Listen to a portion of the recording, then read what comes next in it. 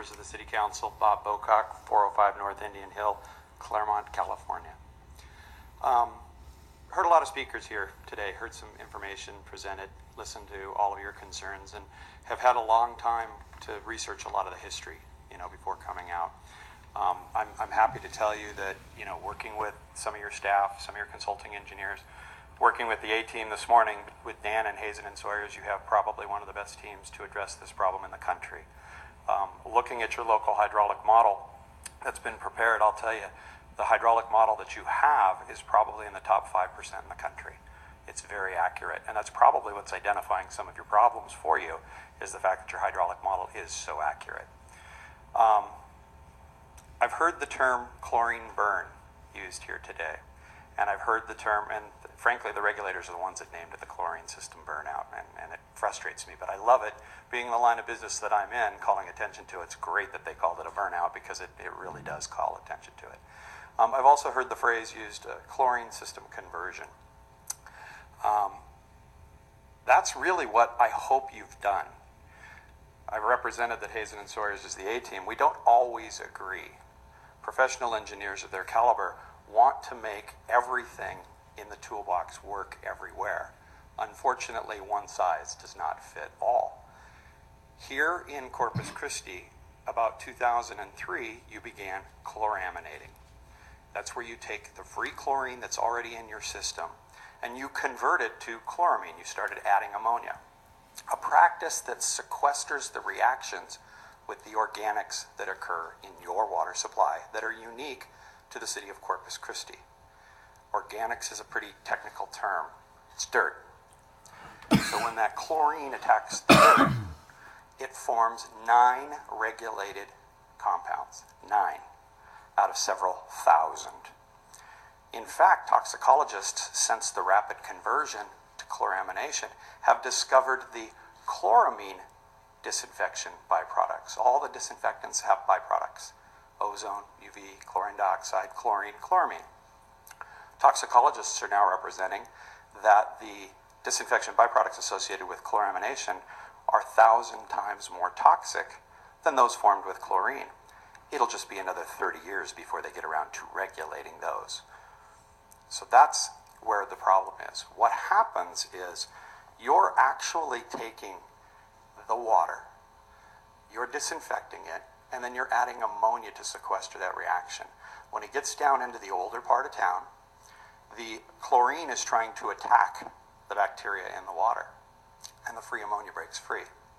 That's candy for bacteria and biofilm. That's what's causing the tuberculation. That's what's causing all this material to accumulate in your system. You're hearing the phrase that they're going to do the chlorine conversion or the chlorine burnout for the 60 days. What they're doing is they're physically burning out that bacteria.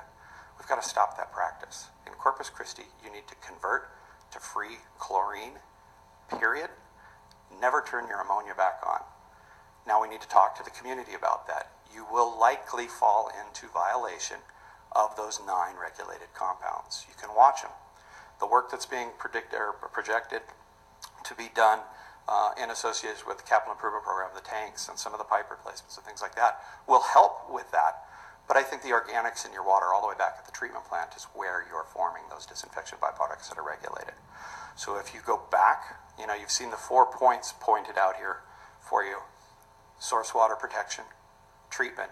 There's some issues at the treatment plant that could be improved that will help that. Then you look at your distribution system.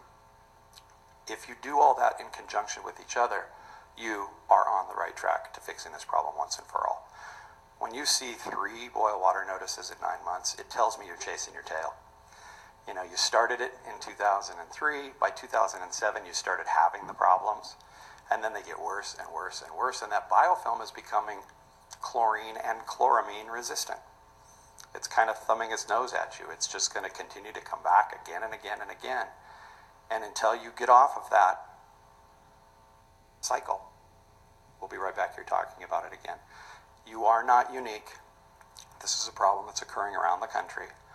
Aaron sends me to speak to communities from Ketchikan, Alaska, to Charlotte, Virginia, to Portland, Maine. We've been all over the country talking about this. TCEQ has allowed systems to go to chloramination. It's quick, it's easy, it's cheap, and it achieves immediate results.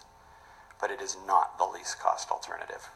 You are all witness to that here today with this boil water notice. What your community and your businesses have spent on one day will fix the problem for the entire year. So let's not go back. Thank you very much for having me here. Everybody's been great. I've enjoyed working with your staff and with your consulting engineers. You're on the right track. Let's continue to work this together and not come back. Corpus Christi can actually be that shining star of an example because you have already started to put the right things in place to move forward for the rest of Texas. Your neighbors in Tyler, big problems up there. Midland, really big problems up there. There are other communities in Texas that TCEQ has got to say enough is enough, complying with the stage 2 disinfection byproduct rule by sequestering the reactions with ammonia was a bad choice. Thank you. Mr. Bocock, thank you.